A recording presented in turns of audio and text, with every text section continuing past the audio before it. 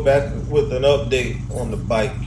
Once I got it tuned at the Harley dealership, let's say I would stop to get gas. As soon as I stop to get gas and then I go to crank the bike back up, it would give this terrible noise, sounding like the gears were grinding or something. And then immediately I would let it go and then restart it and start like a champ. I don't want to do a video this time without knowing like the performance and to give everybody a kind of accurate assumption as to what I think about the new cams. So I figured I would get on some of these forums and YouTube and find out what was the problem. Come to find out, my compensator was going bad. So in this video, you're going to see me take the bike to my normal mechanic when I'm having problems at the rod factory, which is Brian, and he's going to explain some of the things that could potentially have gone wrong and where I am at the moment. Right there, these guys will rest in. So you got these springs that stack on top of each other, and it's like so, and that's what's springing, which is also doing your compensating. The compensator was worn. So what happens is this thing moves back and absorbs, the springs absorb the shock going from your engine to your primary. It just gives it a smoother transition, smoother shifting. But they were seriously worn there. It was worn right up here. They were coming all the way up to there because the springs were starting to lose their spring, and they also get worn after a while. Okay. And then it gets worn there, so now the distance is farther, so it doesn't have as good. That's why it was only doing it when it was hot. Now, is that like where it's like rubbing right? Well, yeah, I haven't seen it too often. It wasn't loose, but I think what they should have done was put some sort of a stainless steel hardened piece or something that went up against that this can rotate on, because this is expensive. And it's a shame because you have to pull the whole inner primary out just to get this out. All they had to do was just grind a rib down a little bit, and then whenever you have a stator problem, like in the 5-speeds, you used to, on the 5-speeds, you can pull this out without pulling the whole primary down. That's what I saw. So the fact that you know, I saw this wear, so we could have come in behind with it, but that wouldn't have been the right thing to do, because this is a couple thousandths, you know, deep. I mean, it's a good groove in there. Yeah. And it's grooved here, so you're losing compression distance, and I don't know how we explain it better, but the springs were losing their effectiveness.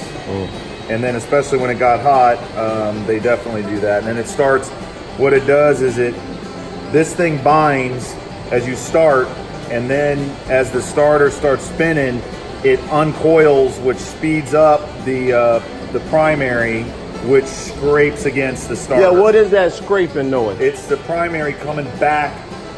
As the engine's turning over, that spring's unloading, and it's spinning this faster than the starter is spinning.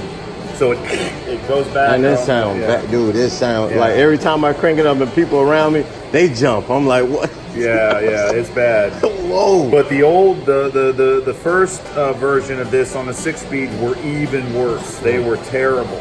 The compensators on the new bikes, I mean, I don't know about the Milwaukee 8s. I don't know how much they've changed. I haven't been into a compensator on a Milwaukee 8 yet. But this is a Screaming Eagle design. Okay. So it's you gotta update it, and you also had to glue. You had to epoxy a piece of plastic to help deflect the oil right down on the bearing. That's why I came to you. And the bearing in all in this area to keep this lubricated. When they said epoxy, I was gonna do it myself, and I was like, nah, I don't know about epoxy. Look, I got this warranty. I figure if I screw it up, I'm gonna bring it to you. You the man. Okay. Yeah, that's that's why I thought, I don't remember the exact year when they did when they started converting to everything I heard was 14, but then somebody said 11, so I'm like 11. I don't know. 10 and 11 is when they, you know, because 07, 08, 09, 6-gear main was always going. Yeah. You were always having problems with 6-gear main. They've kind of fixed that little issue. And I feel like we've fixed almost every one of the problems, you know, because they happen so often. We would just go in and pop that seal off and see that the bearing pieces were starting to come off. Now, what I was gonna say. Now with this cam bent, what other problems are likely?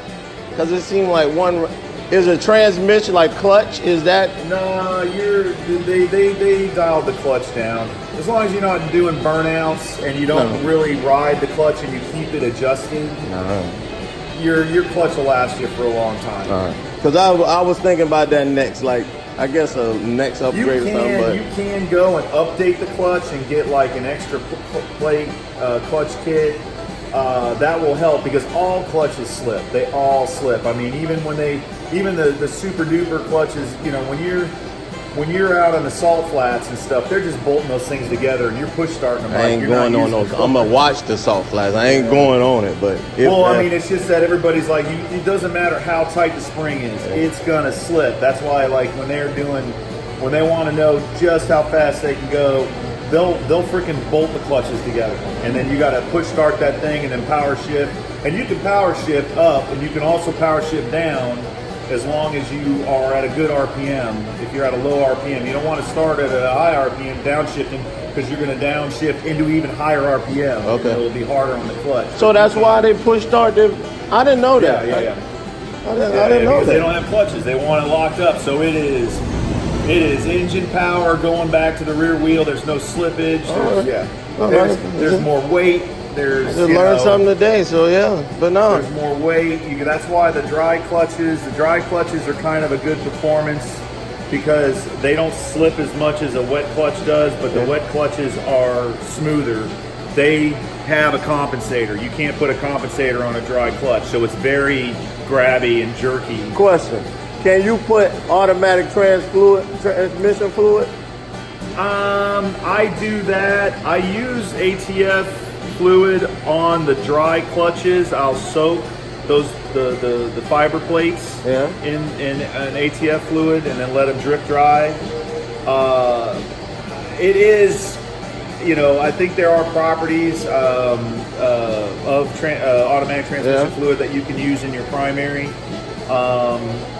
But I just, you know, I basically just go with what primary, or you know, I'll use red line and stuff. Tell you what, that new gear oil they came out with for Harley, it's like $3 more than the actual synthetic 3. I'm like, God damn. Well, to me personally, the best out there is red line.